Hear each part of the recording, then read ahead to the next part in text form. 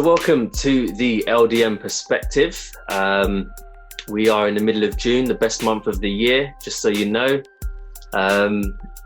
Also, a lot has happened this week and this month. The COVID-19 rules are starting to kind of ease over here in the UK, in London. And today we're here to talk about active support versus passive support. So I'm your host. My name is Mo. I'm also joined here with my friends. Hi, I'm Kojo. Ali. And we just wanted to basically welcome you all today. Thank you for supporting us in our conversation. And today we're just mainly going to be looking at active support versus passive support. So just to give you a little bit of an outline quickly, active support by definition is when you actively do something in order to support or benefit any project or belief or ideology. In this case, we're talking about the Black Lives Matter movement. And passive support is when you don't do something, but you're in support by not doing something. So by definition, passive support may be things like boycotting. But I personally believe that is a form of active support because you're actively stopping to do something. In terms of how we've kind of analyzed it and described passive support, we see it more as when you are doing something like wearing a t-shirt. It's not really doing much, but it's kind of just identifying your support in that aspect, instead of actually putting into place any actual real change that will come out of it. Active support is things like protesting, marching, if there's any reforms in terms of policies or laws. These are kind of the active supports. So in this first part, we're just going to share our experiences of any active or passive support that we've all experienced in relation to Black Lives Matter. And then in the later part of the episode, we're going to talk about how we can support Black businesses through active and passive support. And I'll give an opportunity for business owners in the audience that might want to share how we could do that. So just to kick it off, I was just going to hand it over to the guys if there's anything they probably wanted to add in the intro before we begin. Yeah, I think you kind of covered most of it, Mo. I guess the only thing to kind of add would be more looking at active and passive. Obviously, passive could be seen as some sort of symbolism, and there's a lot of symbolism that's going on at the moment. And then active, which is some of the conversations that people are having, is that what are we actually doing off the back of all this? Like, what things need to be done in order for a lot of these protesting, and it's like actual real results. Like, what is going to change? So I guess that's how I kind of see this conversation and how I've kind of framed this conversation in my mind. Excellent. Ali, did you want to say any words? I think you wanted to mention about the Grenfell or something like that.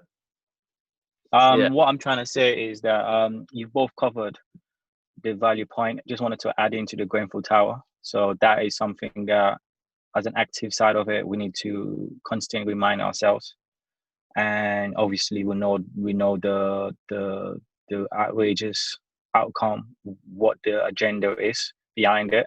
Until now, there's no solutions, and people are still getting trapped by it, and issues happening and so forth. But that's an active support that we need to make sure that we as a people of color, we need to remind ourselves that is important. We need to always, for me personally, that should be every year. It should be a celebration. I mean, a ceremony and probably a holiday off or something like that, or maybe a minute that we can just pause for a while and to be reminded of what has happened. But yeah, that is something. So okay, cool. So in beginning, let's kind of focus more on the active support kind of side of things. I know a really big thing that has been happening that I've noticed, especially in Southwark Council. So I live quite central in London, and how they started, which I mainly would have identified as more of a passive support, is they send like an email around and letters around saying how they're aware of the issues facing the Black community in the UK, and they're in support of the movement and highlighting and addressing it.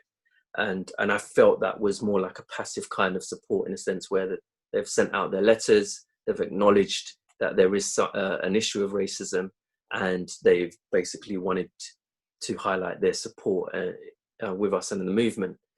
And then the active side, I would say, which I really do commend them for, is they've now put in place a review team in which they are going to look at a lot of the streets in Southwark, the names, if there is any ties to the whole slavery or colonialism, and they're going to rename those streets and rename them names to support the Black community in that sense.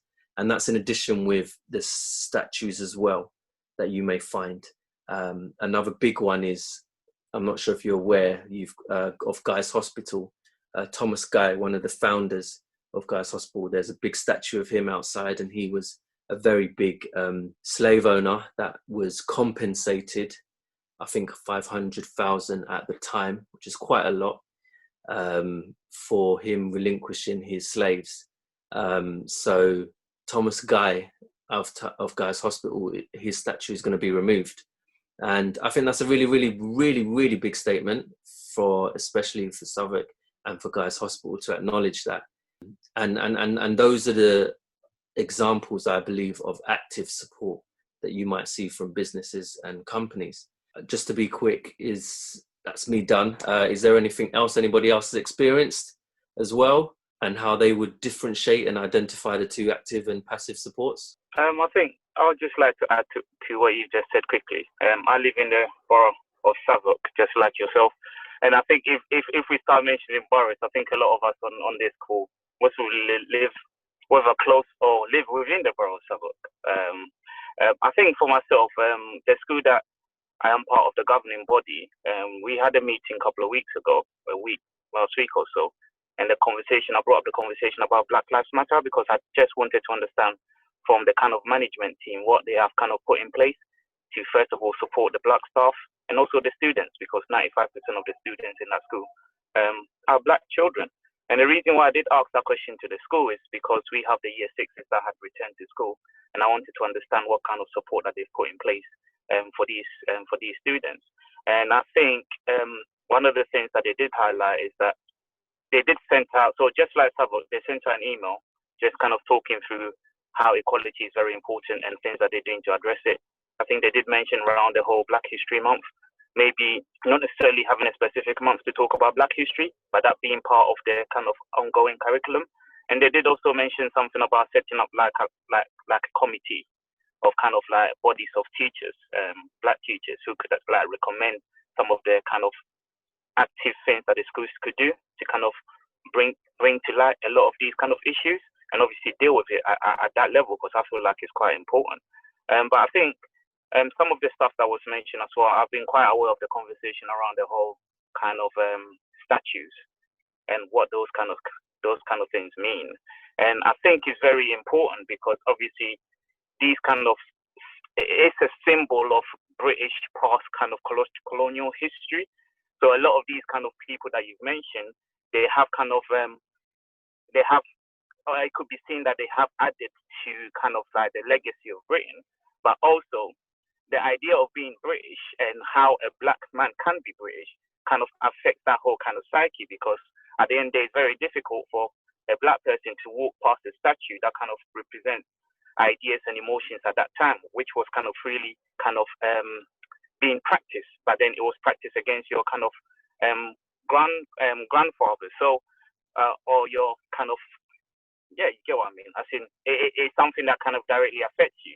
So understand how those representation kind of means. And I think if Britain is coming to a point where we feel that they are unhappy with the legacy of slavery, and that's not something they want to attach to what being Britain is about, then it is something that they need to actively look at to do. But one thing I will also add to that is that in that same light, the conversation has to come as to how do we kind of bring that equal representation? Because it's one good thing removing kind of statues and all these kind of stuff, but these kind of have to reflect in, let's say, a lot of these corporate bodies in their kind of like board membership. A lot of these things need to reflect regarding having Black people that kind of will have that representation for Black people. Because I think really what we're talking about here is not just removing these statues, but putting us in a position where we actually have some power in order to kind of deal with a lot of these social injustices that we see around us. Go on, Ali. What's your thoughts? For me, the statue is not a symbolism. So I disagree partially what Kojo just mentioned, because at the end of the day, my son, as is born here, I don't want him to know the history of statue or behind that slavery statue for that matter. Regardless, it's a British symbolism or history. That is not my end goal for my children to represent or to understand or to know.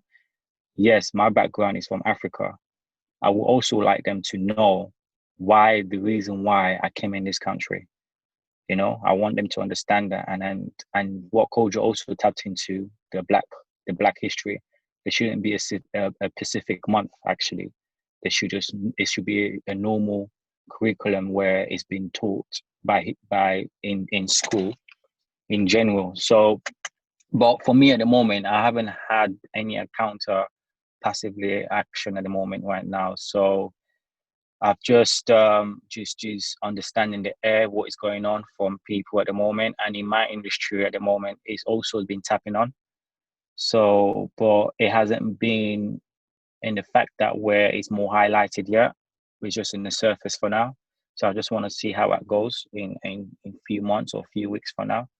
But at the moment, yeah, I can just see how the conversation is going, and I can add into whatever I feel is right or not necessary. Okay, cool. I mean, just before I go on to the audience to share any experiences of active and passive, I did want to kind of hone in what's the general consensus from everybody in terms of the statues being removed. I know there's a big argument in terms of like the Winston Churchill statue. He was very racist and very classist against people non-white, and there's all this big hooray of trying to remove his statue. And the current mayor, who's non-white, Sadiq Khan, actually built a wall to protect his statue in case of anybody trying to damage it or graffiti on it.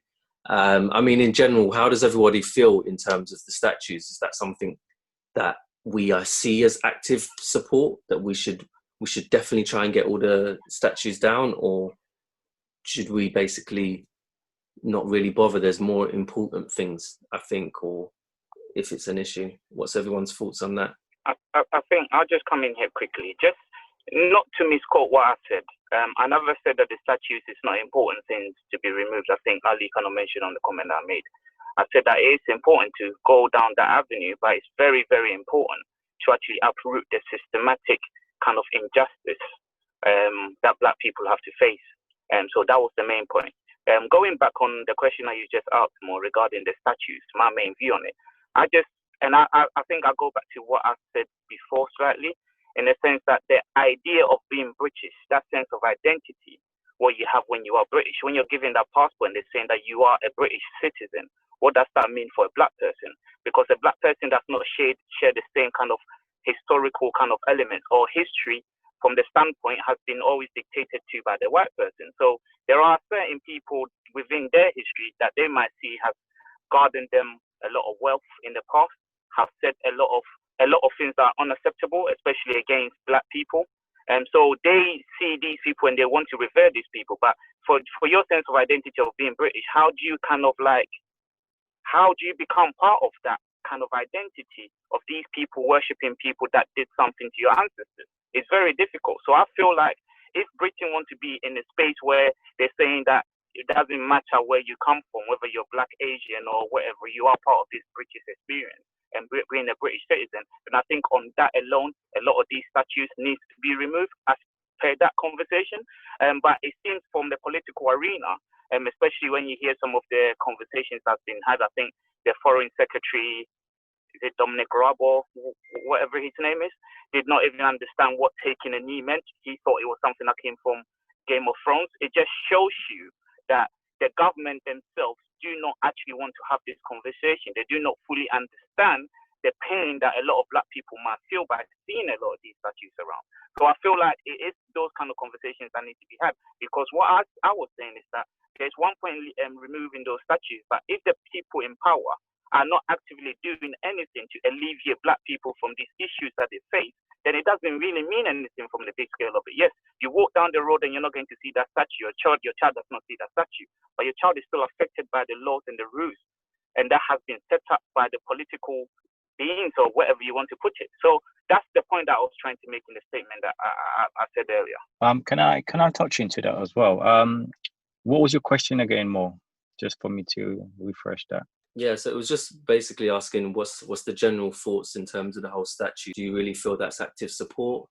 Is it important? Is it a distraction? I just want to hear everyone's feedback on that. Okay.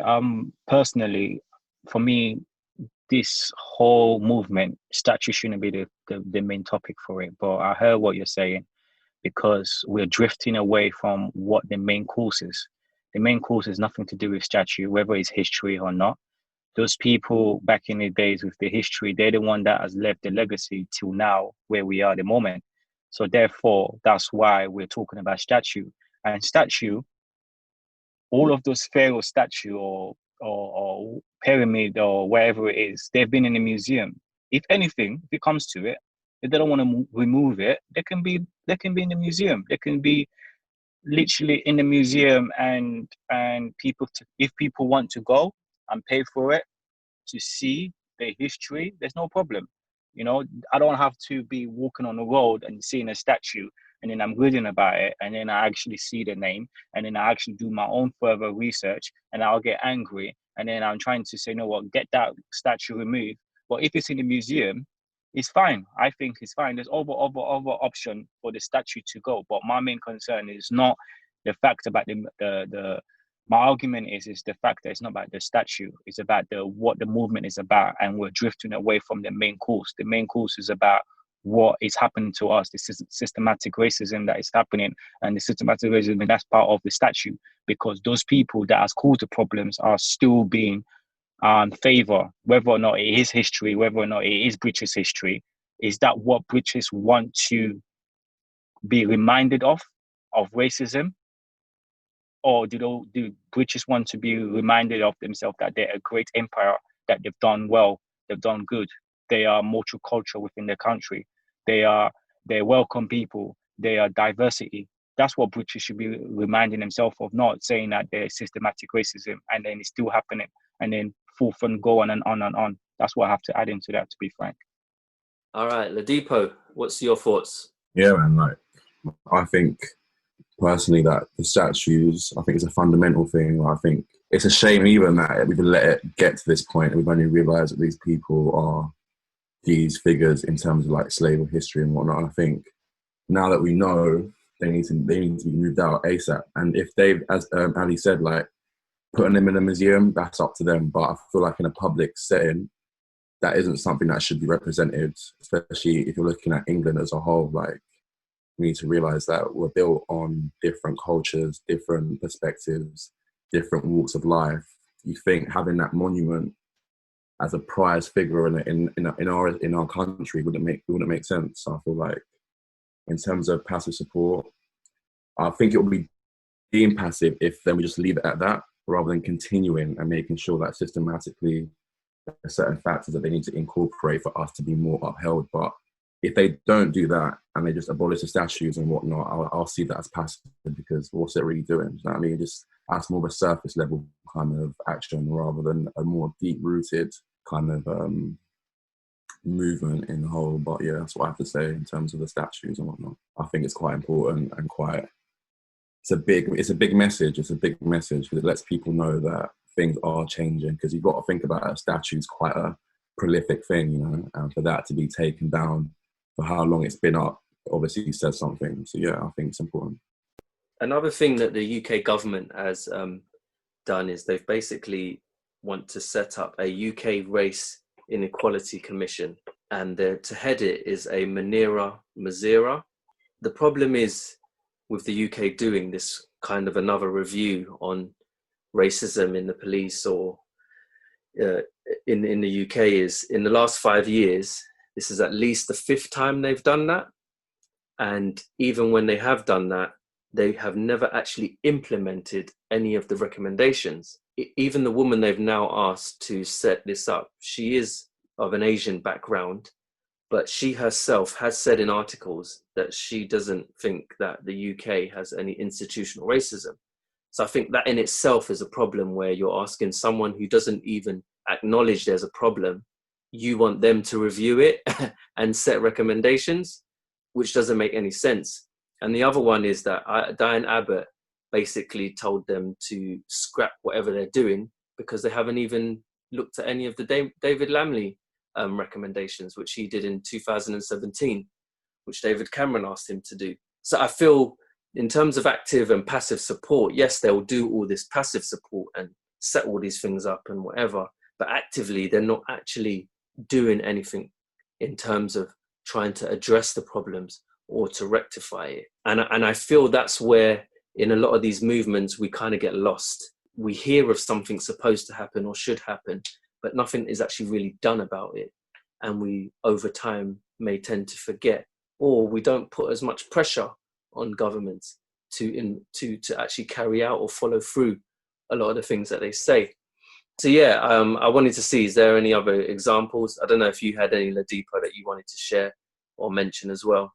What, in terms of like active support outside of it could be anything that you've just experienced personally. It could be I've got one for you actually. In terms of just like social media, for me, I'm quite big on like going on the internet, Twitter, Instagram and whatnot.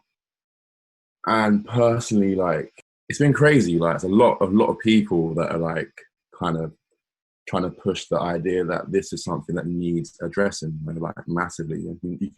I'm sure a lot of you have seen yourselves, there's a lot of messages going around, pages posting like different sources of education for like research and like just building up on your own knowledge and whatnot, which I think is fundamental. It helps a lot of us, even like Black people ourselves, to wake up and be more aware of who we are, what we stand for, where we're from. And I think that's very impactful. That's made me feel a bit more confident in what I'm doing. So passively, it's something that, okay, cool, people are posting and doing what they can, but then it's sad to think that it could get to a point where that will then stop and it'll be seen as a trend. And then now people kind of just like forget about it, onto the next thing, and then we call it a day. And then how's that going to make us feel when a monumental amount of people, like millions of people posting this stuff for like a month, and then 2 months later, it's all swept under the carpet. So for me, that's where I'm kind of scared, because I feel like it shouldn't be that. This needs to be something that's just, it's ingrained now. It can't stop. It needs to be continuous, especially from being a young Black man as well. Like, I don't want to feel as if where people just jump on the bandwagon, want to be chummy for a hot sec, and then when it gets to it, it's like, oh mate, we're gonna go back to what it was before, but you know, I'm still behind you, and da da da da da. But that's how I see it too, in terms of like active support and passive, people posting just to be part of something, but then actively what are they actually doing to kind of bring some foresight to this issue, because this issue isn't going to last for like a year. It's as I said before, it's an ongoing thing for life. Even our grandparents, forefathers and whatnot have been saying this thing tirelessly, and it gets to certain points where it just dies down. But luckily enough, we've had this resurgence, so hopefully we can keep the momentum going. But yeah, that's another example that I've kind of felt towards. No, just to add to that, I totally agree with what Deepo just mentioned regarding this not just being a trend, something that's forgotten about. And I think also for the kind of like some of the decisions that are being taken, whereby it could be a school that wants to implement a new thing, or the council, as you mentioned, with some of the stuff that they want to do. And I'm hoping that they're not doing it because of the current pressures of what is currently happening. And I'm saying that it's a good thing and a bad thing, in the sense that you want to maintain momentum. You want to ensure that these organizations always look at themselves to say, we need to do the right things. So I guess what I'm trying to say here sometimes is that the conversation is about winning hearts and minds, rather than people doing something now because they feel like they have to do it in order to fit in order to kind of like, you know, like in order for people to be happy, in order for their kind of uproar to kind of like die down kind of stuff. Because when we look at that, and I think like that's what's been happening with a lot of these kind of movements in the past, where something dreadful could happen. You know, we could go back all the way to Stephen Lawrence, and from that there will be some actions that are taken, but those actions are not. And I think I commend the work that Stephen Lawrence's mum has done over the years for her to be part of the kind of, I think she's part of Parliament. I think she's in the House of Lords. I'm not sure. I could be totally wrong. Not wrong, but I know she's somewhere. I'm not sure if it's the House of Lords, where she's part of like team to kind of review some of the decisions that are being made that affect people. And I think that's like a real change that we've seen that. But that change, she had to lead that change to kind of propel that through. And I'm just wondering, a lot of these kind of like government institutions, whether it's corporate, whether it's schools or anything that are looking at this, I hope they're doing it from actually understanding the white privilege that they have and how that could actually kind of create some sort of black inferiority, or that could create some sort of issues with black people regarding kind of scaling up, as in upscaling in their jobs, or getting into kind of like powerful positions or leadership positions, kind of make kind of decisions that could affect the next crop of people. And because a lot of the times, I think what we look at is the tokenism that sometimes comes with these things, where it could be, oh, we're doing a reform, we're putting some black people in place, and those black people don't actually have power to actually implement things that they've kind of suggested. And I think you highlighted a great example there, more with your brief regarding David Lammy, with the extract and the kind of work he did in the criminal kind of justice system to really understand some of the kind of social injustice against black people. And this is why I'm kind of just looking at that. I'm just hopeful that even these organizations that are doing things, it's not being done from a perspective of just the pressure that this current movement is having on them, but actually winning their heart and mind to actually understand the issues, the institutionalized racism, and them actually doing something about it, not just doing something about it now. Let me add to that as well. You guys have mentioned quite a value point, because especially what Culture just addressed is as well. What I'm worried about is, especially what Lippo just highlighted, is that this is a trend, because the way things are moving at the moment right now is all about trend. Our generation and our society that we live in now, once there's a trend, everyone just, it's like a sheep following the shepherd.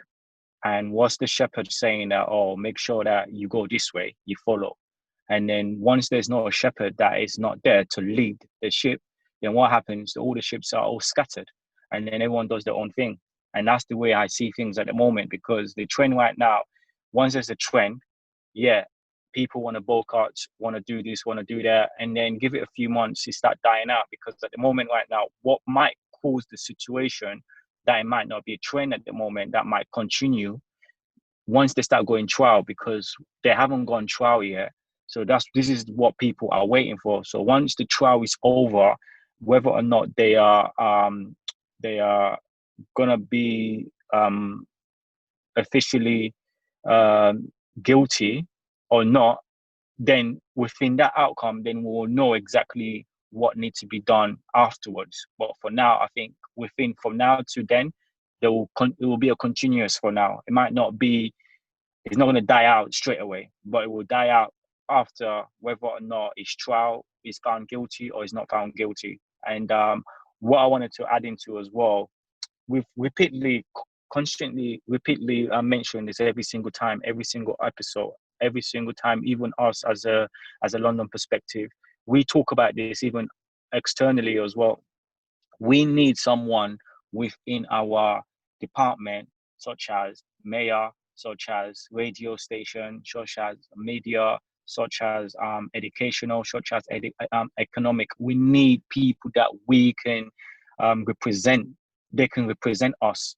We don't need someone that cannot represent us, that don't look like us, that not understand us, that hasn't even grown up in the community, that cannot understand our struggle. We cannot continue to be having those kind of people. We need someone that needs to represent us, and then we need people in the top sectors, that they are directors, they are CEO, they are associate. That's what the kind of people. Those are the level that we need. And once we have those things, everything else, the systematic racism, I think once we start having those things, the systematic racism will start to die out. Once we don't have those things in place, whether or not we fight, whether or not we do anything, is not going to change. That's what I believe. And that's what the more core thing that we need to be placed. Because what Koji just addressed, Stephen Lawrence, her mom set the boundaries. And her mom, she's at the top. She fought and fought till now. She's fighting and fighting and fighting. Whether or not she has a justice, she knows that it's not only for her son, but for people like us that to continue. So if she didn't fight, no one can fight for her. No one can be able to represent her. So because of that, she has made or done the foundation and as a legacy. So we need to see that. If she can do it, we need to see that as us, that we are generation. We need to see this and then fight for it and take what is belongs to us and take what we're supposed to have as well. Because there's no way, no other race is not going to do anything for us but us for ourselves. Put it that way. No other race. This is all about race. This is all about equality. This is all about power. This is all about challenge. This is all about hurdles. So we need to stand forth and understand this. Once we understand all of this, the passive, the active, all of that will come inside and combine and work actively for us as a race to move forward. That's what I believe anyway. Okay, yeah. I hear you in terms of, especially with Baroness Doreen Lawrence, in terms of fighting for recognizing racism and things. I feel what you always find with an oppressor is they will always give that odd individual person or the odd individual person some kind of I don't know, like glory or acceptance or into it. You know, like if you guys ever watched the whole Hunger Games, whereby they had all these different communities fighting each other, and then that one person from each one of them is basically highlighted and celebrated, and that's an intentional thing that they'll do to distract you from the real problem. So I try not to highlight individuals only because I more want to concentrate on collective improvements. So yes, you might get the odd one person through doing well, this, that. But until I see actually a collective of people moving well and moving up and getting recognized, then I will kind of see that a real change has actually happened. And that's just my personal view. Another thing this week that I also read, which I found interesting, but then at the same time, I just thought, is this another bit of nonsense? So I don't know if you guys know, there are two big firms that have said that they will pledge to make compensation or reparation payments to any of the descendants of the slave generation. One of them being Lloyd's of London. I don't know if you are all familiar with them. They're probably one of the world's biggest insurance firms. And basically one of their founders was a slave owner who was compensated around 500,000 at the time. And we basically, till 2015, have been paying back that person's ancestors from their slave trade for losing their slaves and giving them up. So Lloyd's of London basically agreed that they're going to pay some reparations out. And the funny thing when I read those kind of things is, I see it as another kind of passive support, because yeah, they're going to say that they're going to pledge, they're going to do this and that. But in terms of practically, how would they actually do that? And how difficult is it to identify those that are entitled to it? And then what sum amount is it that they feel that they owe? And it's such a funny thing, those kind of things, because yeah, as a private company, what is it that they could do? This is something they've suggested that they could do. But it's really interesting to see how that will actually play out. But yeah, I know Ladipo wanted to come in and say a few words. What's your thoughts? Yeah, sorry. Personally, I feel like a lot of brands taking the piss. Like a lot of these companies, they're mocking it. Like they're actually mocking it. Like a lot of these brand campaigns, and even like, oh, we stand with you this, stand with you that. They're just talking a lot of crap. And I feel like for me, it's really insulting. Like, it's very insulting. So I work in branding and marketing myself, and to think that there's certain ideas and things that people want to put in place, but they will do that to kind of have this positive perception towards others and people can then be like, oh, that brand was so like, I can't believe they've done that, so empowering. Da, da, da, da, da, da. That company's capitalizing again off of someone else's sorrow, and then to then look more positive in a way to then capitalize again. It's just a mad one. And as you said about the company like pledging to pay reparations and whatnot, mate, like it's a lot more than paying back. Like it's a whole idea and ethos that needs changing, I think, personally. And at the same time, like it's just shocking. And even just brands that purchase from them daily, I feel like we need to start understanding that, look, these lot aren't about us. They're actually not here for us like that. And if anything, we have more power than they do, in a sense where we can just stop associating with that brand. And when we stop doing those kind of things, they're going to start to realize, you know what, we have to change something here, because but black people are a huge market. We're big consumers of a lot of things. And to think if these brands would be walking around us and just doing what they want to do, passa, and they think we're just going to sit there and accept it, it's not on. And I feel like we need to start making a stand amongst ourselves, amongst other friends. And if our counterparts are fellow like white people and whatnot, if they really deem to be part of this whole journey and this whole movement and stepping away from a trend and showing more active support rather than being passive, they need to do the same too. Because how can you be posting or be saying this, but then on the left you're doing this? It doesn't link, and that's where it causes just a lot of mess. Things get messy, ideas get twisted, someone doesn't know what to do here. There needs to be a clear understanding of, look, this is what's going on, this is how we're trying to move. And just to go back to Ali's point about having someone to represent us, I feel like we represent ourselves in ourselves, let alone having one person to be our speaker. I feel like once we start changing how we're moving amongst ourselves and our own communities, that's when we're going to be heard properly, because one man or one woman can't fight the cause. And I feel like the more people concentrate on what they can do and what they can bring to the table, things will get sorted more quickly. Things will get action, and you start calling people out for their nonsense, blah blah. I remember when I saw I can't remember her name, but is it Foreign Secretary or someone like, I don't know, but some woman talking about how the statue was taken down was a whole problem and violence and all this when she's of a different descent herself. I was just like, a lot of people are lost in the course. I feel like people are lost, like they're just lost, and I feel like people really need to get taken out of this whole perspective of like, oh, we're gonna try to do this way, and actually just get doing things properly so we can get forward. But that's just how I feel towards that. Nadipo, quick question. You mentioned about there need to be action. So, for example, if black people or brown people of color decided that they want to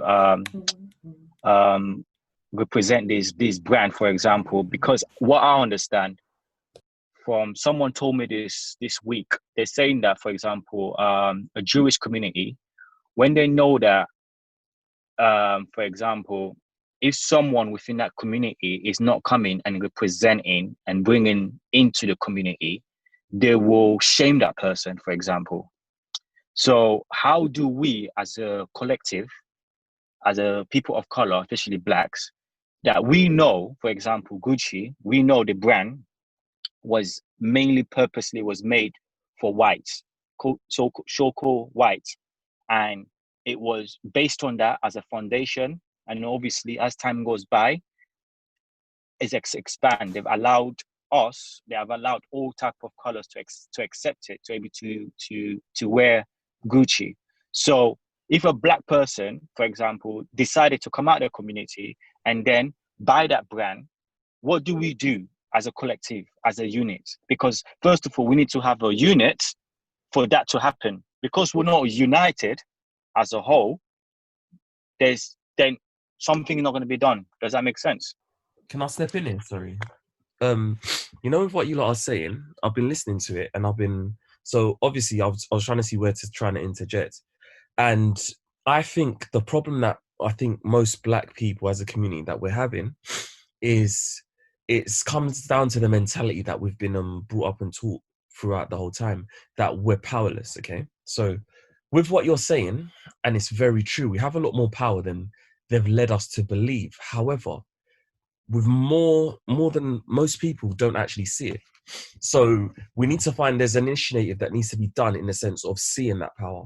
So if you're talking about, like Ali, what you just said with Gucci, and it's offensive because it's like, cool, how can you do that? And it's like, you have to you have to give the power to the people, but I don't know how. Like, I can think of, like, look, all you can do is, you've got all these people that actually buy Gucci and think it's their biggest thing ever.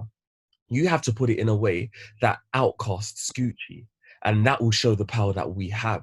And that will sort of be muscling in the sense of, to the sort of white people that keep bragging on like they can do whatever they want. Because if you literally had someone, I don't know who or what, as a collective, we need to find out how, but you need to basically shun it in the sense of, look, if you're wearing Gucci, like, let's make it proud and our stand as Black people. They've been a racist company. We know that people didn't know the history and have bought into them. Like, do a media stand in the sense of, look, everyone, just as a media stance, burn your Gucci or something like that. You know, where it's like, it's powerful enough to show them that, look, one, you're not going to get our pennies. Two, people aren't going to be proud to buy you anyway. And three, we've, as a collective, come together and shown you. All those people that have spent their millions on it, because they feel so affected by it as a Black community, they'll burn it, even online or whatever, or, you know, just do something to deface it, because they've defaced us so much. Something powerful, but we're not actually exercising our power. We keep saying it and everything, and that's what you're saying with the passive and active. Actively doing it is, you get the people like the hush puppies from Nigeria and all these people that don't even live here that buy Gucci because it's something that's branded.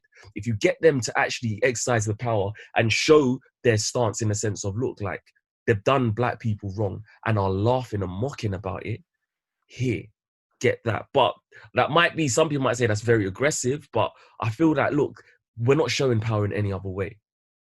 I think if I could just come in here quickly, just wanted to just circle back to the question that Mo kind of mentioned, and the question around this company Lloyd setting up this kind of, first acknowledging the part that they played in slavery and whatever that they wanted to do. And I think it then goes back to the Depot's kind of conversation around some of these brands and how they're trying to tap into some of these kind of movements already.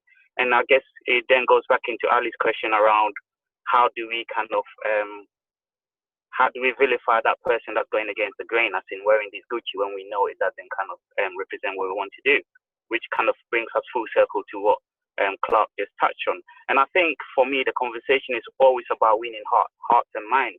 And the reason why I say winning hearts and minds is because for these people, like the hush puppies that Clark just mentioned, first of all, for them to give up something that they see as quite valuable to a representation of self, to give them that importance or that value in themselves, because for some reason we kind of wear brands as some sort of representation, whether we like it or not.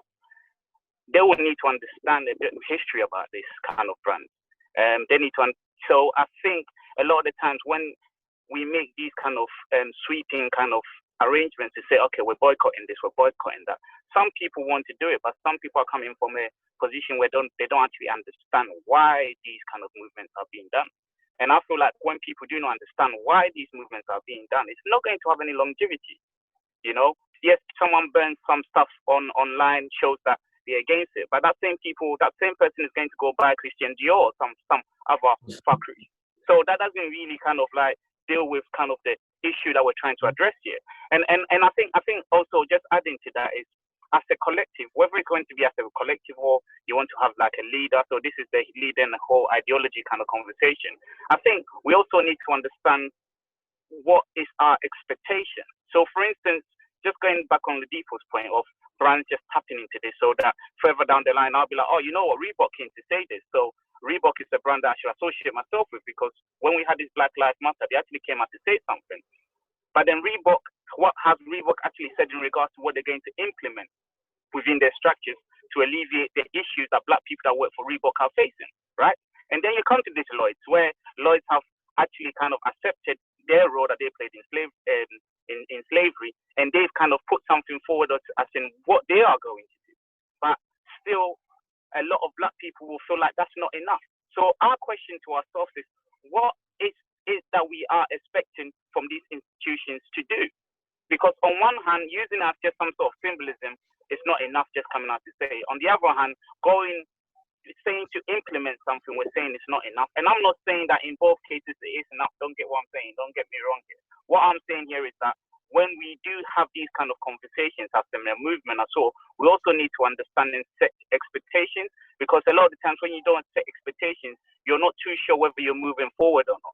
Someone will say that this is a forward movement because, one, you've got an acknowledgement, and two, you have a company that's trying to put something in place, to processes in place to deal with it. Yes, we understand that those processes are not expensive enough, and that's something that needs to be drilled down, but that could be seen as some sort of steps forward from a different kind of standpoint.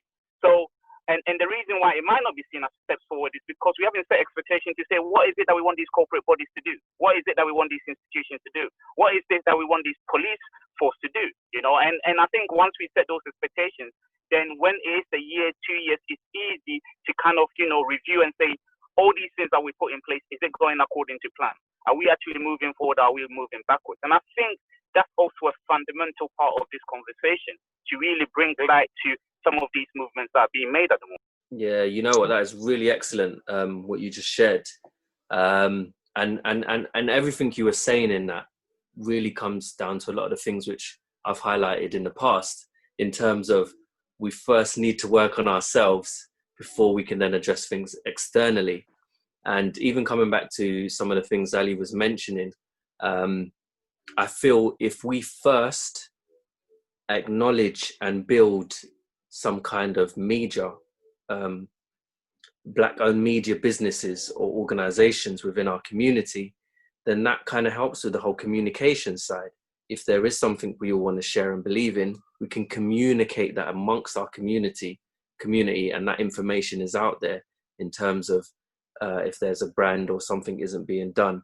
But I do fundamentally believe in the whole expectations. We need to know what we want first before we can then have some kind of judgment or expectation on what we want from others to do, especially businesses or governments or kind of reforms.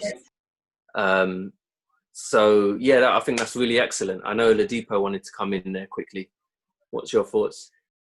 Yeah, like definitely agreeing with that. And I feel like with these companies and brands, they need just to be like more aware, because obviously we're not stupid. You know, we're gonna see these campaigns that they're pushing out now, and in a couple of years' time, we're gonna use our own judgment to see where what they've actually brought in, what they've actually done, what they brought in, what they've actually made to change. And that's where it's going to be a big shame if they just come in now to be part of this brigade and just to gain something from it and then to step away to not do nothing. That would be a big shame. But then I heard someone saying about like burning like clothes and like staying away from these brands, which is totally, it makes sense. Like obviously in a real world, if people started cancelling a brand, less people are going to buy it and whatnot. But I feel like in terms of that, then again, like it's just, why do we, I don't know how to go around that one. Because I feel like for us, fundamentally, that kind of stuff, they've got such a market where we're not in the whole, like we're not the basis of them. They're not going to give a crap. Do you know what I mean? Like they're not really going to care. They've still got those Asian men that are going to die for them kind of garments there. So it's not something for us to be held down to. But at the same time, I feel like you're right. There needs to be a sense of uphold and turning around and saying, you know what, you guys are generally taking a mick. Like, I'm not going to be buying this anymore. And that was my point in the first place. I feel like we do have purchasing power. We can make decisions amongst ourselves, amongst communities, to say that, you know what, this brand is not supporting us in this way. We should have the full confidence, the understanding, and the willingness to step away from that brand. And hopefully that brand can see that and see, you know what, we do need to make a change, because that market, maybe not the biggest market, but it's a market where we do gain from. Because there's a lot of rappers out there. There's a lot of rappers, a lot of sports stars, a lot of people that are endorsed by these brands that then other people will look to those people and say, oh, he's wearing Gucci, so I need to do that. So I feel like for a lot of people up there start to have that understanding and start to step away from those brands, it will have a trickle-down effect. And then people will start to see like, oh, you know what, I might not do that as well because that person's not doing it. So in a sense as well, that's like a leader, people taking leadership and trying to make sure that they're educating where they can. And I heard someone talking about like a black-owned media company. That would be amazing, because as I was thinking, like, the perspective can then be shared on a broader scale, and an idea of a lifestyle can then, that's what I think it is, more of a lifestyle, more of a mindset, more of a way of living, rather than, I live through this, or I live through that, or I buy this to say this about myself. I think that needs to be something that people put to the side. I think people need to start speaking through the way they live in their lives and the way they speak, what things they connect with. And I think through a black media company, that would be beautiful, because then we can start to educate people, and people can begin to be aware of what they need to be aware of. But yeah, that's my quick point there. Sorry. Yeah, just wanted to add what Kojo just highlighted, expectation. So what we need as an expectation for this brand is their boarders, CEO directors need to have diversity. And secondly, is like, for example, when I don't buy these huge brand anyway, because it's not my areas. I'm not interested into that. I'll go for small businesses, like more hipster style. Because for me, what we need to understand as a black people, we are very proud. We're very proud. We have a dignity with us. We like expensive stuff. Black people like expensive stuff. Even before the slavery, when you look back into our history, we always had gold. We always had, even when we were sitting in our thrones, was all gold. Even when we were having a garment like the Conte Kente, the Ghanaian piece, it is masterpiece. It is quality. It is design. It is in depth. So we've had that before all of these Gucci, Prada, Chanel. These brand that we have now, they're not even a high level what we had. The only difference is that we have allowed this brand to be where it is at the moment, as what Lipo said, just mentioned that is this influencer. We had these leaders which are musicians. We have these leaders which are rappers or footballers or whatnot, or CEO. They are buying these brands, and then they are influencing it more in the media stream. So when they're doing all of this, so what is happening? It's like a pyramid side. You've got these leaders that are on top, and then you've got the other one, the people below that are following this, and then just digging into it and sucking into it. And all you understand, all you expecting is that the brand itself, all they care about, as long as these leaders have influence, these leaders don't have to continue buying it anymore. What it is just that the consumers are just buying it and buying it and buying it. Oh, that's all the brand needs. So if we stop and we don't follow the leaders, or the leaders change the mentality and say, you know what, these brands are not good. They know their history. We mention into them. They know their history and everything. Then when it comes down, then we start realizing that, okay, hold on, we need to act, because we black people, we like good stuff, all right? We like good stuff. And this good stuff that we like, this is the reason why it's been folded into it where it is now. We like it. So we don't mind spending. We don't mind making sure that ourselves looks good. We don't mind pampering ourselves. We're very good at that. Even our last penny, that even for the whole month that we know we're going to suffer for the whole month, we will still spend just to look good. What we need to understand is, we black, is that our concept in our head, our mentality in our head needs to change. Once that change, we know what we want, right?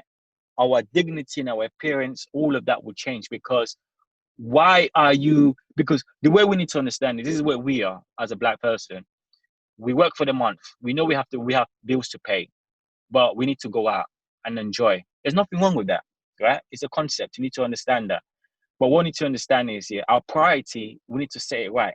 Our priority, we need to say it right. If we don't set our priorities right, all of this stuff is nothing. But our priority Ali, is to, yeah. Ali, I hear what you're saying, and I really like how you bring up the whole history of the black people in terms of what we used to have, the gold and that kind of moves, that kind of goes on to what I want to move on now, is ownership. Okay, cool. And how do we talk about supporting black businesses actively and not just passively? So it's really great that you mentioned all those things. So I wanted to share that and bring that more towards the audience, or anyone that wants to mention how can we and how are we actively supporting our black-owned businesses.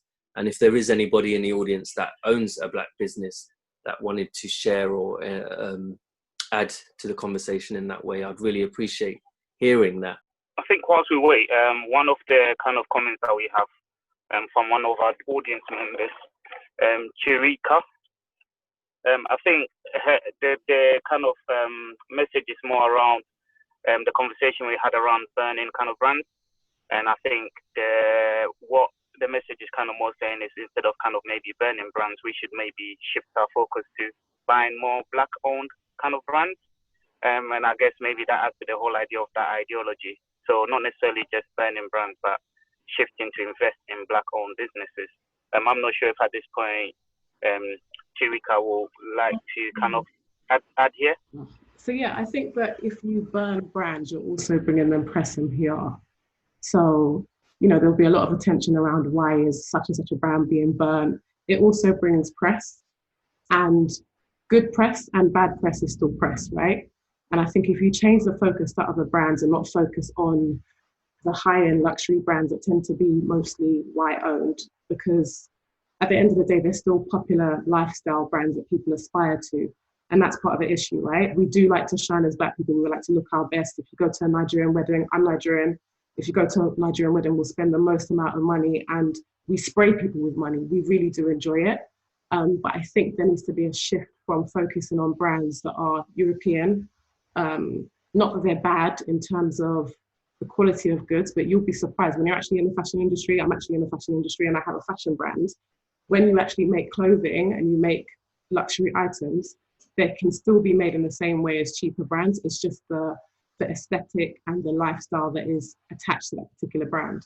So when you come out wearing Gucci from head to toe or Louis Vuitton from head to toe, you're telling people I can afford stuff. But the issue is we don't have any Black-owned brands that are like that. We've got Fenty, but Fenty's still half owned by LVMH and obviously by Rihanna as well. But there's no independent brand that is fully Black-owned. And I think with all these changes that are happening now, any changes within these luxury organizations will only be temporary, because it's not in their interest to serve Black people, even though they profit off Black culture in terms of, you know, historically through hip hop, all these various artists that have basically made certain brands blow up and made everyone want to buy their products. They still haven't internally wanted to serve our community. So whatever's happening now, as much as it's great to get the discussions going, it is not what the people in power actually want to do. It's what they feel like they're being pressurized to do. And whenever that's something that they're being pressured to do, it can only be temporary. It's not what they actually want to do. You need to be working with organizations that are for the community, that actually want to benefit Black people, that aren't going to not hire a Black designer, who aren't going to discriminate against Black people. But it's like we're fighting for a seat at a table where the table isn't owned by us. So if they let us in, one person, two person, three person people, it's very hard work to convert the minds of people who still see us in a negative light. That's a lot of work. And as much as we can be brilliant and be excellent and have so many amazing things going on, my thing is, if you don't realize, you don't realize. But I know, we need to know. So there are amazing brands that don't get the same level of attention. But I think instead of saying, oh yeah, we're boycotting Gucci, that's still giving them attention. I think we have to shift focus to the ones that actually we do have and support those. And where the brands aren't as good, because I appreciate if you're a new brand, you may not be, you know, your standard might not be as good, but give them constructive feedback as well. Yeah. Can I add to that, please? I agree. Is it Chirika? Chirika. Yeah, Chirika. Very valid point what you just mentioned, because as you mentioned, you're Nigerian. That alone, you show that you guys love to spend, and across the border with Africa in general. What as a fashion designer, you're in the industry. I don't know if you notice this as well. What happens here? These brands here, what they do, you know, like Fashion Weeks or African Fashion Weeks. There's one boutique company that I used to work for. It's called Agnes B, right? What they do, they take the garment of African garment and then implement it into the collection, like seasonal collection. So, you know, like a blazer, for example, they will take the fabric and then put it inside the lining inside, and then but in the front of it, it will be a normal blazer. But then, because the reason why that design there, will make more sense and sell more. For example, a blazer will be 300 and something pound, or sometimes it go up to about 520. The reason why is because you mentioned that those brands, they're already been known. You understand? So it's not that to say African brand or African design is not good. It's actually very, very skillful, and it's actually very well done. For example, we go to Zara or we go to Chanel or anything like that. But sometimes when you look into their own design, it's not actually done well, but it's the name that sells. So in the flip side, there is a lot of underground Black owner design, like yourself. Like I know a lady called Lally London, for example. There's a lot because they're not out there. And then what I've mentioned about the structure of the pyramid, you've got the leaders up there, like the Black artists, for example, the hip hop. They are being represented by this brand because obviously they want more money. Okay, for example, myself, I'm a designer, but not in the fashion designer. I'm a designer in the sense of construction side. I have my own company. It's called Chroma Color Interiors, right? But for me to get up there, right, I would need the help from my community to help me. Because when I'm trying to do tendering and when I'm trying to do for bidding or a larger scale of project, I wouldn't able to get it as such, because what happens is these people are doing this tendering and this bidding. They are so-called white people, and they know themselves. It's all about the boys club. When we had a podcast not too long ago about football, you have a boys club where you have to make sure that you fit in, you look the look, you talk the talk. But if you don't have to represent that kind of thing for you not to get it. And that's the problem. That's what we have as a Black designer or as a Black entrepreneur. We are lacking because we don't have our own community to help us, because we take the passion to able to make sure that we design our stuff very well. And if it's wrong and we're not good, I need a testimony. I need a feedback so that I can improve. But then we don't do that.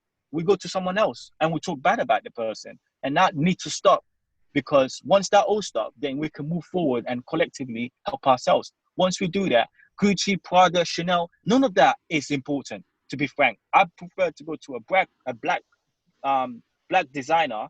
For example, my missus, she has every season that she has a special occasion. I will go to this lady called Lally London, and I'll say to her, "Oh, my missus, her birthday's coming. I need a special design." So she will make it based on what I want. I don't need to go to or Chanel or Dior or anything like that to buy a special to make sure that she gets that brand. No, I'm still supporting my Black business, and that's how we should do it, you know. And if we think that collectively, our mind thinks like that, I think we'll move forward, to be frank. Yeah, I agree, but I think also I don't want to demonize people that have designer brands or that have had them before. So, for example, me, I own a rack of bags or shoes and what have you. Would I buy a brand like that now? No. And there's one that I'm thinking of selling, because when I look at what they've done in the last few years, it's kind of wild. But that's my own conscious decision to do that. I don't know if everybody is there yet. I think all we can do is focus on great Black-owned businesses, because really and truly, we move the culture forward.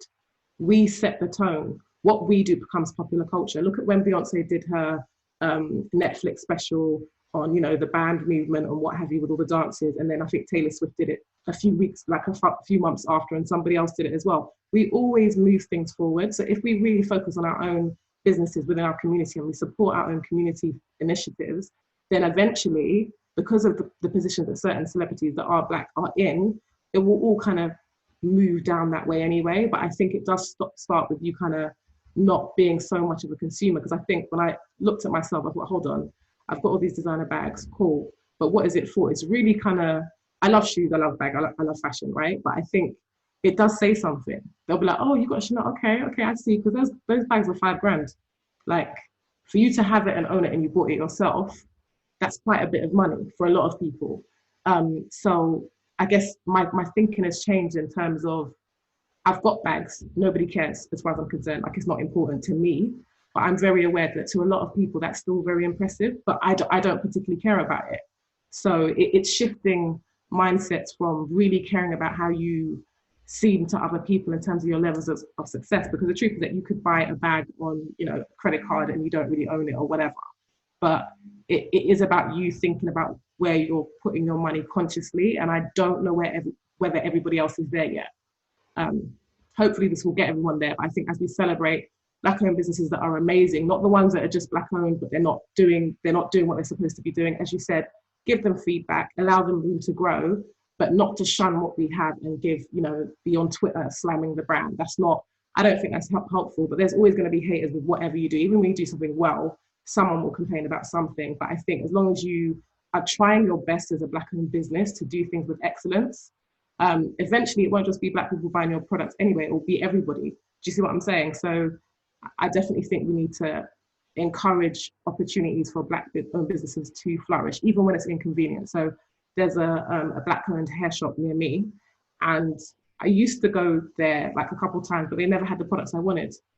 So I went there recently when they opened back up. I went there twice. I didn't need to buy stuff, but I thought, okay, let me go and support that business. And as I support them, I can say, okay, can you get this product in? Can you get that product in? Because I'm tired of buying it on Amazon. And if they can do that, then that brings them more business. But that's me giving them feedback. That's me telling them. That gives, I've got to take time to speak to them and tell them to do that. But I think there is a process of patience as well with it, and not expecting a Black-owned business to be as big or as quick or as advanced as a big, luxury brand that's been around for a few centuries. Like, it's not really, you can't expect a new bag brand to have the same level of customer service as Chanel, for example, immediately. So there is definitely a patience factor to it. Yeah, I really like what you were saying, and I would like for you, if possible, to just in the chat, just put your business details on there, just in case if there is anybody else interested. I am someone that believes in Black businesses, but I don't believe in just supporting any business because it's owned by a Black person. And the reason why I elaborate on that is because I feel repeat business is earned, no matter if it's Black owned or whatever. And I feel that's where some Black owned businesses may fail, in terms of they're not actually trying to keep repeat business.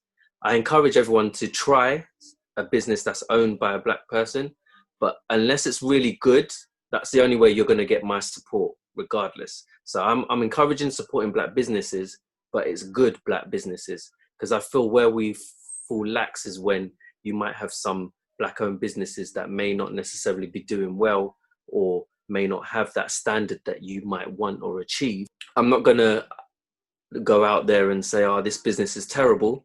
But the first thing I will do is I would rather tell that business owner my feedback and thoughts than to tell friends and family what I thought of it, that I didn't like it. And I think those are the two different kind of mindsets I think we need to kind of hold ourselves to, in terms of how are you actually actively trying to help that business by giving them the correct feedback so they can improve, and not just going around telling everybody else that they're not that great. And then also continuing supporting good Black businesses that are actually very good, and having that kind of loyalty to them.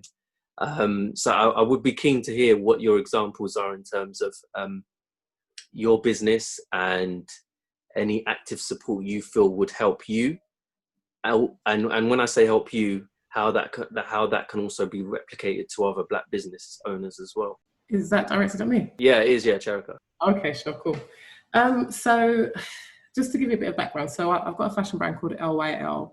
It is focused on ambitious and stylish women. So if I give you a bit of my background, I spent 10, 11 years working in the city, working really well, got to quite a senior position. I was the only Black woman from like the beginning when I was like 23, 24, often in teams of just only men, working in Glasgow, working in Edinburgh, London, what have you. So for me, fashion was a way to stand out, but also to look reputable in certain environments, because I was often the only other there. So I quit my job end of 2018 and started LYL the following year in 2019. So when we launched, I did have a lot of support from friends, but it was a bit like, you're doing something completely different. Your background is finance. Like, people didn't really catch on to what I was trying to do until they could actually see products. So yeah, definitely. Once we launched, we had a lot of people, sharing things about what we were doing. And just bear in mind that when something's brand new, people don't really cotton on to what you're trying to do yet. it's like once it becomes popping and people are like, oh, such and such is doing this, and then they want to start getting involved with it more. But you have to be prepared as an entrepreneur that you are going to have, in the beginning, you are the only one that gets what the vision is. It's in your head, right? I had all these designs in my head. I don't make clothing. I do not sew anything, right? I make sketches. My sketches aren't even like fashion type sketches, but I was like, okay, who can I work with? Who can I pay that can fill the knowledge gap that I have, right? So I've not been to fashion school, but I work with people who have. So it really is about being intentional about exactly what you want to do. I made samples before in 2016 that were so bad, they were awful. And it kind of put me off doing it for a while. But when I did it again, I was willing to put up the cash to do it. So once we launched, there was a bit of a buzz around the brand. And I think towards the beginning of this year, we were very much focused on saying yes to every opportunity. So we ended up doing talks on how to style yourself for work, how to look confident, how to be confident at work. And we had models there too, which led to an opportunity at London Fashion Week, which I never saw coming, but we had an opportunity to do a show there, which was really good as well. I think generally speaking, like, you don't want someone to buy your product because you're a Black-owned business. You want them to buy the product because they like it and they buy into it. So for me, this is very much so still kind of proof of concept phase in terms of the feedback. And learning, okay, how was the delivery for you? Did they send it right? Was everything okay? Being that diligent with the detail, because we all know that stuff can go AWOL, especially at times like this. But just being open to that feedback, like when you post something, do you reply to the comment? Do you show that you're actually active and you're on it, and that you're actually trying to build a relationship with your individual customers, and it's not just about buy this now, etc. I think a key learning thing for me has been during this time of mass uncertainty, before, George Floyd, etc., even though that's been an ongoing thing with police brutality, like, how do you communicate to customers at a time of madness like a pandemic? What is our voice? What are we saying? Are we just saying buy now, buy now, buy now? Or do we actually stand for something? Do we care about our customers? And I think as an independent brand, you can really use that connection with your customer to your advantage. I can never see being a Black-owned business as a disadvantage. I cannot, because I can't change that, and I wouldn't want to. So I feel like you really have to be strong on your brand story, why you're doing what you're doing, and what you stand for.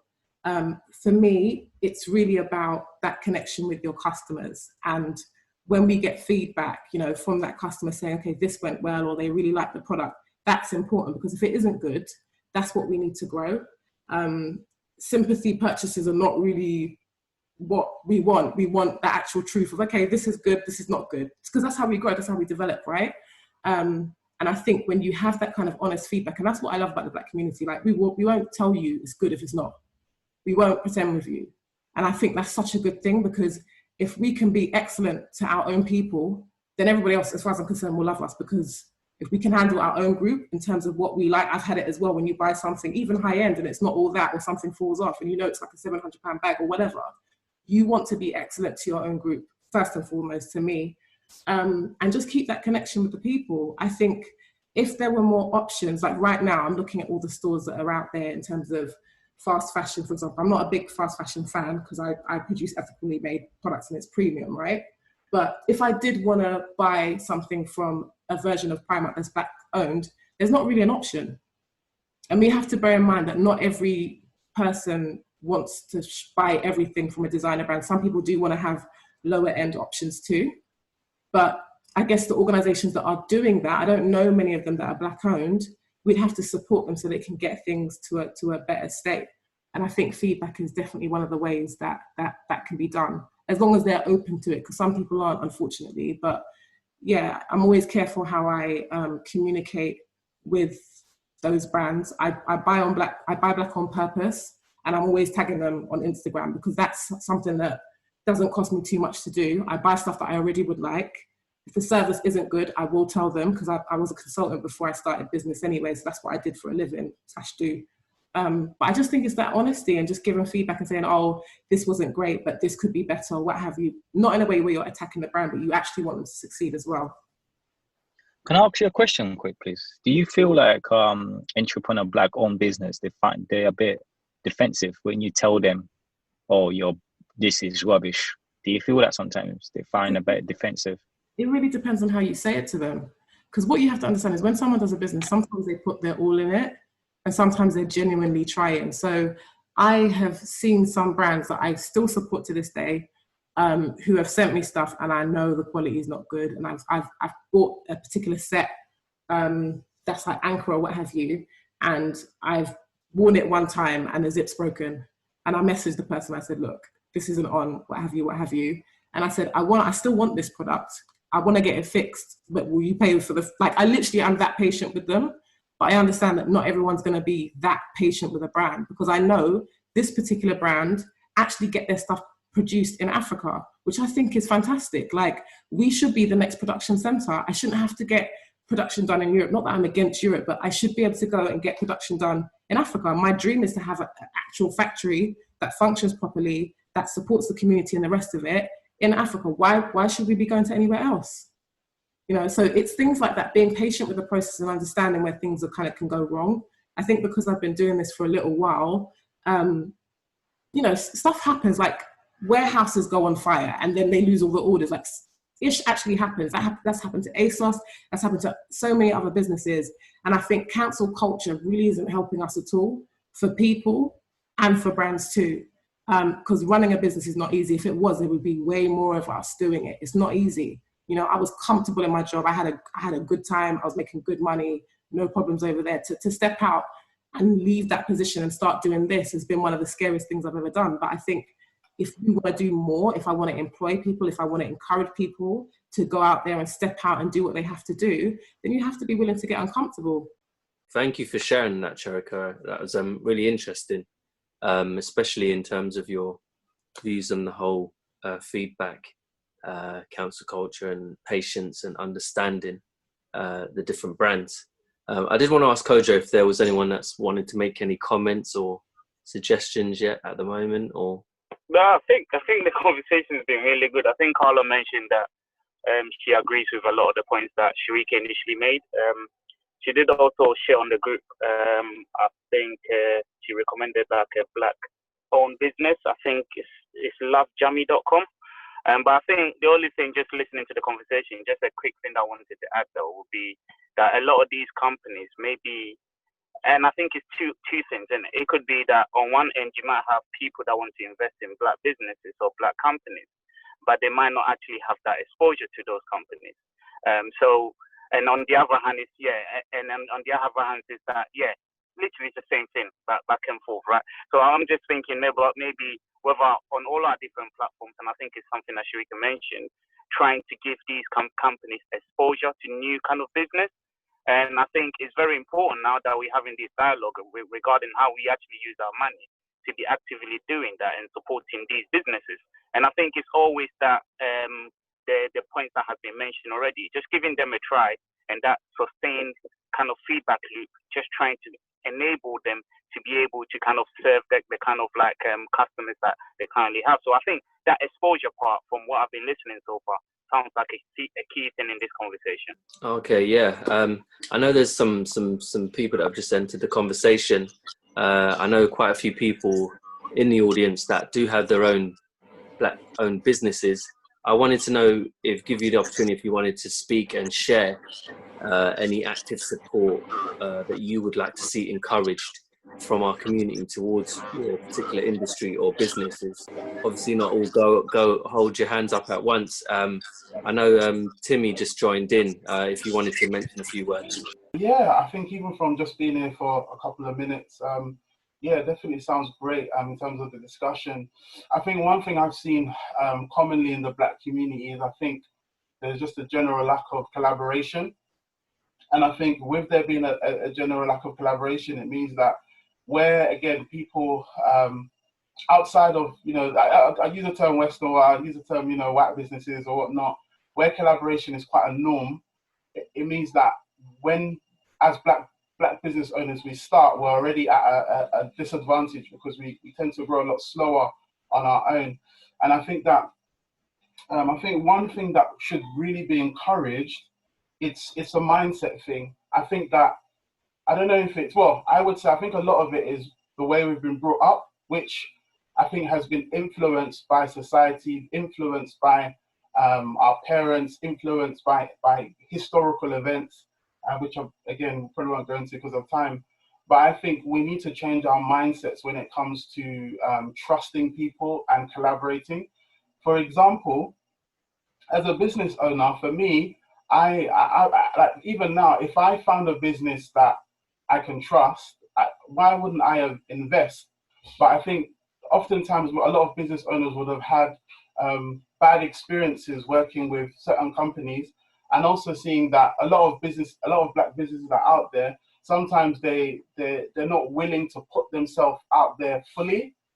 And what I mean is, like, example, if you're starting a new business and you want to leverage the skills or expertise of, you know, another business that's been around, you know, work shadowing, for example, and having the mindset that even though I'm shadowing, I'm not doing this person a favor per se. I'm actually getting what I need so that I can grow.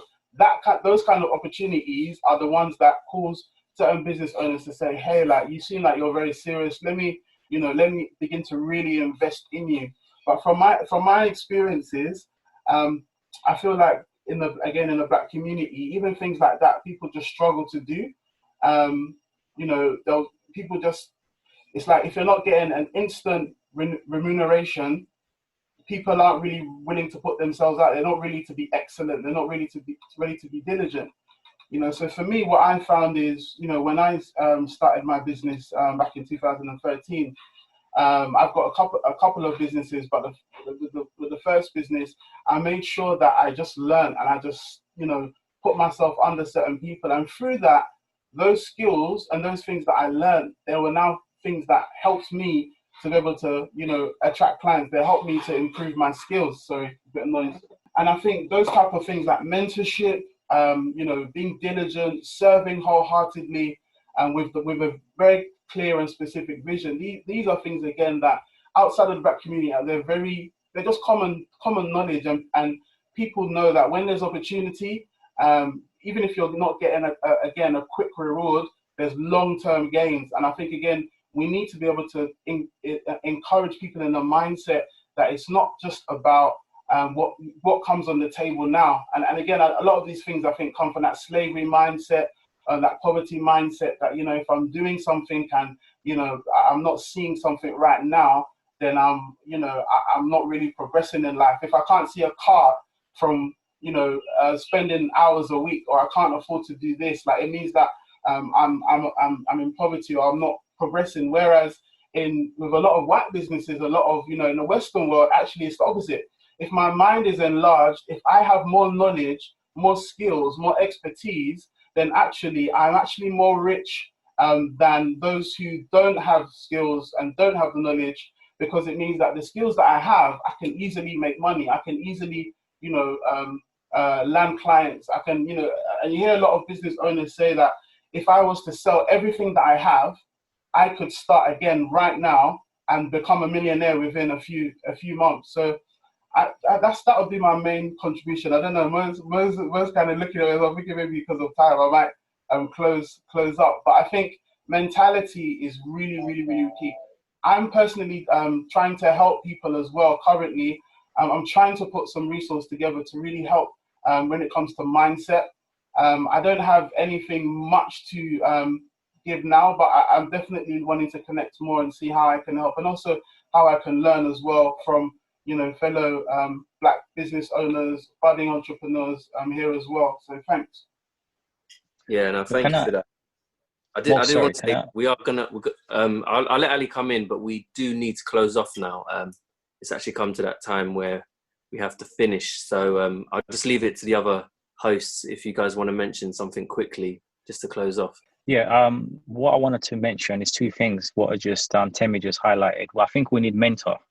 Like, what I mean by mentor is, if I am, for example, I work in the construction, for example, and someone wants to do that same business, for example, because I've got that huge experience and I know my network is really good as well, that person that want to do it, I can mentor that person, and then obviously allow that person to grow. I think we need to able to collectively able to do that. And also another part of this is as well, what I've noticed about us in our generation, we are having this platform right now where we are starting to have our own business, which is very good.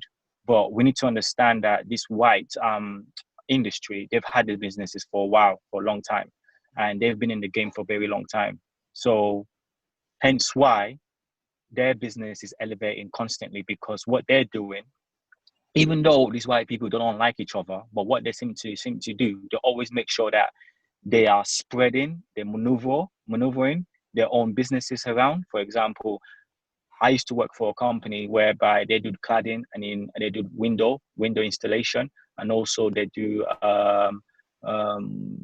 installation, cladding, and they do other thing else, which is brick. So what this guy, he was a subcontractor. So if for the terms of people to understand what subcontractor is a main contractor, which is the client that will get the subcontractor. So the subcontractor is mainly by individual that actually will say, you know what, I can do this cladding, or I can do this internal. So the main contractor will get them on board. So this company that I used to work for, he was the main subcontractor. So he was working for this company, which is the main contractor, for a very long time. So then they realized how good it was. And then they start asking him, requesting him for more jobs and more jobs. And then from there, he decided to own his own company. So because he's owned his own company, the partnership was already there, because it was a continuously working relationship between them two. So it was working there. So they've been since he owned his company, and he's been working with this main contractor. It's been over 10 years now. So because of that relationship has built up. And then obviously, no matter where the main contractor always have a job, he will always make sure that company always comes and fill in the gap. So we need to start having that mentality in our head, that as what Jonica just mentioned as well. She just mentioned that what it is, you need to it's all about continuously, persistently. Sometimes, yes, that other brand might not able to give you a good service, but tell them and let them fix up and give them opportunity and give them chance. And then eventually they will change, because we are just starting. That's what we need to realize. We're just starting. And because we're just starting, it's really hard for us to able to get there. But the only way we're going to get there is for us as a community and for us as a collective to also be able to trust us. So if you're going to trust that designer, that brand, that's the only way we're going to have opportunity and chance to able to be better. That's what I wanted to add in there. Yeah, I think from my side, I think just going back to the actual overall conversation, which is around passive and active kind of support and what that looks like. I think I'd just like to just touch on regarding the passive, that it is good regarding some of the conversations around statues and what they represent. Obviously, the meaning of these statues and why they are there in the first place. So we need to kind of tackle these things if we do see that. But for me, that's not actually kind of go down to some of the institutional kind of issues that the Black community faces. So yeah, that's great in that sense. But I feel like there has to be kind of things set up to ensure that in the long term, Black people benefit, or Black people that find themselves in these kind of corporate kind of system, and these kind of microaggressions that we kind of suffer, we actually have like an active kind of role in kind of removing this. And I think obviously just touching to the end of this conversation, where we're talking about how we can actively support all these kind of businesses that a lot of our colleagues have actually kind of set up.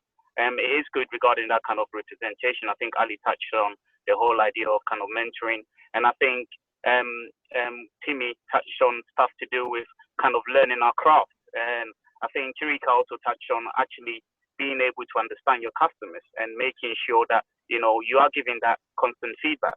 So I think overall it's been really kind of a great conversation. And I would say once again, thank you guys for joining, and hopefully we'll see you guys again next week.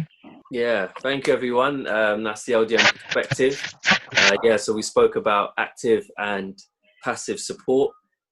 As we all do appreciate passive support, we just don't want to get lost in the passive and really, really more concentrate on the active support and actual solutions that will help the community in the long run. That's the LDN perspective. Thank you all for your support. We will be back again next week. And happy Father's Day to all the fathers out there. And thank you again, everybody. Much appreciated. Perspectives, different views, one voice.